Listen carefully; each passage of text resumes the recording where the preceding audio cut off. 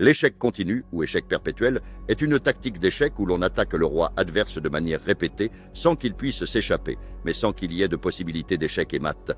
L'objectif principal n'est pas de gagner du matériel ni de faire mat, mais plutôt de forcer la nulle en obligeant l'adversaire à accepter la répétition des coups. C'est l'une des ressources tactiques les plus importantes pour sauver des parties qui sont compromises. Imaginons une position où notre roi est en sécurité, mais l'ennemi a un avantage matériel et menace une combinaison décisive. Notre-Dame lance une série d'échecs depuis la 8e et la 7e rangée, attaquant constamment le roi ennemi. Le roi ne peut se déplacer vers aucune case sûre et aucune pièce ne peut s'interposer efficacement. Et l'attaque continue oblige l'adversaire à répéter les mêmes mouvements. C'est un échec perpétuel. La partie se termine par la nulle après 3 répétitions des mêmes mouvements. Dans cet exemple, les noirs donnent échec et mat en un seul coup au roi blanc en B2 avec la dame. La partie se termine si rien n'est fait. Pour sauver la partie, les blancs peuvent recourir à l'échec perpétuel ou à l'échec continu, ce qui permet de faire match nul.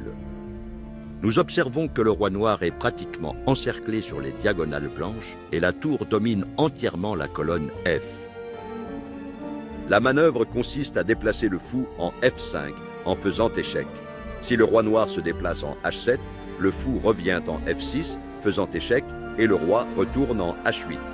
Nous répétons cette séquence, fou F5, roi H7, fou F6, roi H8, afin de créer un échec perpétuel, obtenant ainsi la nulle par répétition de coups.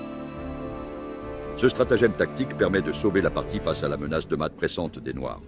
L'échec perpétuel apparaît généralement lorsque l'on dispose de moins de matériel, mais que la position nous offre la possibilité d'attaquer la zone du roi adverse. C'est un schéma défensif qui exige une grande précision et un calcul rigoureux pour maintenir la séquence sans la moindre erreur. Ce tutoriel vous montre comment l'initiative peut se transformer en défense. Lorsque vous constatez que votre roi est en sécurité et que vous pouvez attaquer votre adversaire de manière constante, recherchez la séquence de coups d'échec qui garantira l'égalité. Entraînez-vous à ces schémas jusqu'à pouvoir les reconnaître en quelques secondes. Black Chess Academy, la meilleure formation d'échecs.